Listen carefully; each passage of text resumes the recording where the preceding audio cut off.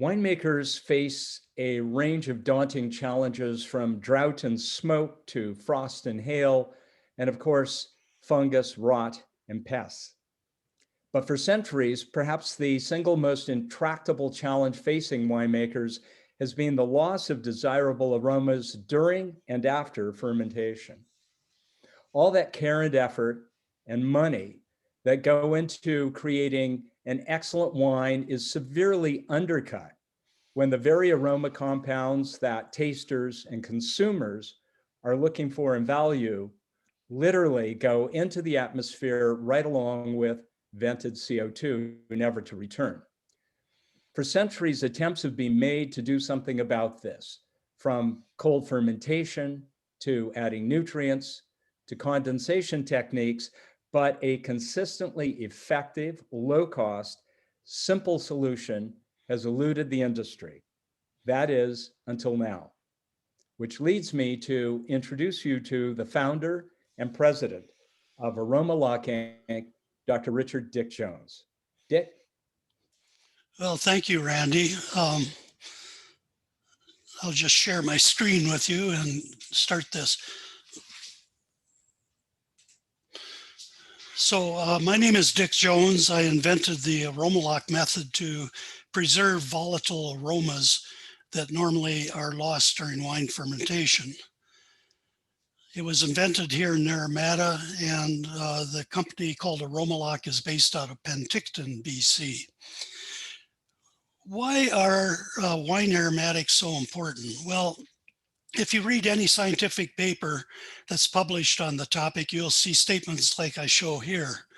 As far as consumers are concerned, the aroma and flavor of wine are among the main characteristics that determine its quality and value. Wine aroma is one of the principal attributes determining consumer preference. And finally, winemaking techniques that would function to improve the profile of desirable volatile compounds would be beneficial in the creation of high quality wines. This is, these are statements that kind of showcase the importance of aromas. And the last one kind of said, boy, if we could come up with a method to preserve those aromas, it would be good for making higher quality wine. Just as a short review, let's have 2 beakers partially filled with water and add some aroma compounds to each one. In beaker A, the aroma compound maybe has 30 units of concentration in the water. And after a period with the lid on the beaker, the aroma concentration in the airspace above the liquid is 1. So that has a gas to liquid ratio of 1 to 30. In beaker B, a different aroma compound is added, and after a period for equilibration, we still have 30 units of concentration in the liquid, but there are now 6 units in the airspace above the liquid. So the gas to liquid ratio is much higher in beaker B. We tend to call beaker A aroma compound a hydrophilic aroma because it likes to stay in the water. In beaker B, that aroma compound is described as hydrophobic. Generally, hydrophilic compounds have low volatility and hydrophobic compounds have high volatility. Now there's a term that's used to describe this, and it's called log P. It's a chemical property of a volatile compound that tells how volatile it is, and you'll see that later in the presentation on a graph. So when we sniff the air above a glass of wine, any volatile aromas that are in that air, of course, get dragged by the inhaled air up into the nasal epithelium. There they elicit some kind of a reaction that reminds us of what that aroma compound smells like. And maybe in this case, it's isoamyl acetate, which smells like bananas. You notice that when we inhaled that aroma compound, another one left the wine to enter the headspace. So that's an ongoing thing. Now there's another compound, a blue one in the wine that isn't in the headspace of the glass. And that would be hydrophilic aroma compound. It's not very volatile. We never would know it's there because we can't detect it. So what is the problem we're dealing with in AromaLoc? So here I show a tank of fermenting wine that is early in fermentation. And on the graph below, I show the CO2 production by the black line, and on the blue line is the level of one of the aroma compounds that are thought to be important in wine, ethyl hexanoate. And you can see that the ethyl hexanoate kind of lags behind the CO2 production, but eventually reaches some level. And the blue line in this graph is the amount of that compound produced. Now, of course, the ethyl hexanoate in the liquid is volatile, and it will tend to go to the headspace. And once in the headspace, the amount of CO2 that's being produced will push that ethyl hexanoate out of the headspace and into the winery. The end result is the amount of ethyl hexanoate retained in the liquid is not as high as the amount produced. And the difference, in other words, the loss of that compound is caused by a thing called carbon dioxide stripping. So no matter how good a winemaker you are, you can't prevent this. Volatile compounds are blown away by CO2. Now, so at the end of fermentation, you have some wine that's been fermented. It has less aroma than was produced because of CO2 stripping. That's not the end of the story. Everything we do to the wine after fermentation adds to the loss of aromas. When we rack, when we fine, when we filter, when we bottle, when we store the wine before a consumer drinks it, all these steps have potential to decrease the aromas. Now, there's some recent information in the literature that shows that these losses are quite significant. The end result is the consumer drinks wine that's down over on the lower right-hand side of the graph. Its aroma concentration is much below the potential. So how are we going to tackle this? Well, AromaLoc is a method that does not touch the wine. It's totally non-invasive. All we do is play with the headspace. Here we have a fermenting wine with the green area, the headspace above the wine. As the CO2 is produced, of course, it has to escape somehow. And what we have is a machine sitting at the tank outlet that ducts the air, or gas, I should say, from the headspace to a membrane. Now, this is a special membrane that is permeable to the aroma compounds. In the inset graph, I show the blue bar being the amount of ethyl hexanoate going to the membrane. Now, as that gas goes past the membrane, a lot of it goes across the membrane with the aid of a vacuum pump and is pumped back to the headspace. You see, in this study conducted at Okanagan College here in Penticton, that that's quite concentrated in aroma. Now that goes back to the headspace. And so what we're doing is taking the aromas normally leaving, putting them back into the headspace in a concentrated form to increase headspace aroma concentration. Now, of course, some aromas will not go across the membrane.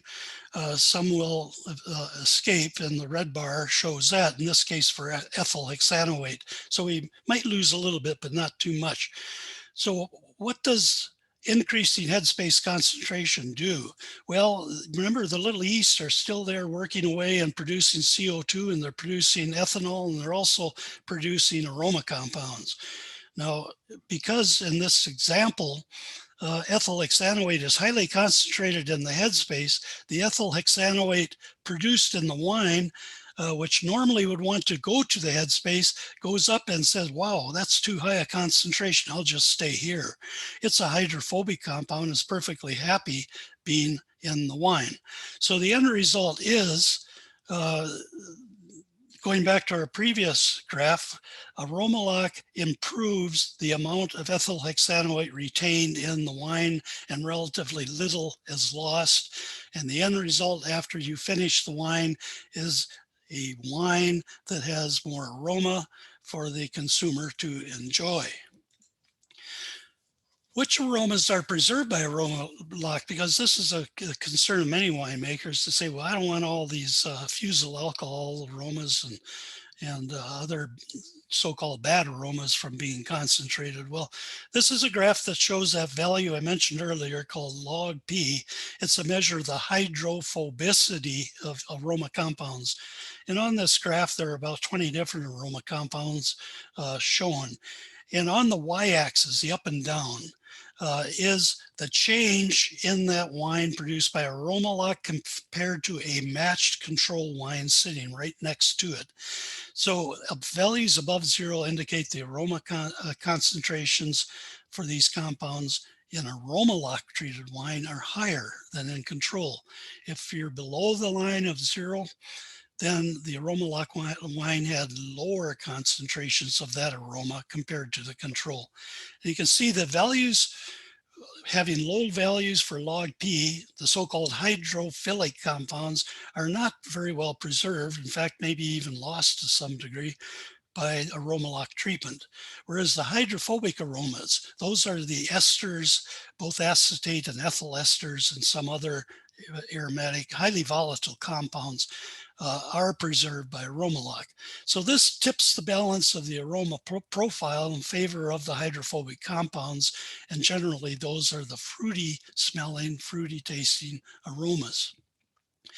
And how does that compare to taste? Well, this is one example, but it's an expert, a master of wine, who rated an AromaLoc wine versus a control. The control is shown by the red line, and that's zero all around. So any point outside that red line represents AromaLoc was higher than the control.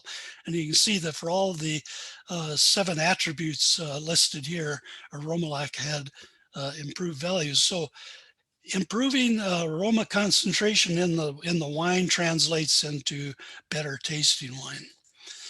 Now, this started in 2012 with a prototype machine screwed to a piece of plywood and to prove the concept worked. And then in 2016, we came up with our first machine, which some of the winemakers in the Okanagan have actually used back then in trials. And it was a roll-in type of machine that was connected to the tank's headspace by a long tube. And finally, we're at the stage where we've changed virtually everything inside the AromaLoc machine, and it's come down to a box that's 1 foot square by 8 inches deep, and it mounts directly to the tri-clamp connection on top of the tank. So that's basically the story of AromaLoc and how it works. I'll let Randy take it over from here. Thanks, Randy. Thank you, Dick. Well, folks, there you go. In a nutshell, as Dr. Jones has just explained, that conundrum that winemakers have faced for centuries, i.e. how to preserve desirable aromas during and after fermentation, is now being met by AromaLoc. And the good news is that the result of the work that Dick and his colleagues have carried out over the past several years has now culminated in the availability of commercial AromaLoc models. So if you are a winery, if you're a winemaker, and what you've just heard sounds intriguing, we invite you to visit our website at AromaLoc, that's AromaLoc.com. Have a look, and then contact us for purchasing information or with any questions you may have. If you'd like to write directly to Dick, he can be reached at dick@aromaloc.com. If you have questions about the models that are available, pricing, etc., you can contact walter@aromaloc.com. Thank you very much for watching. Take care.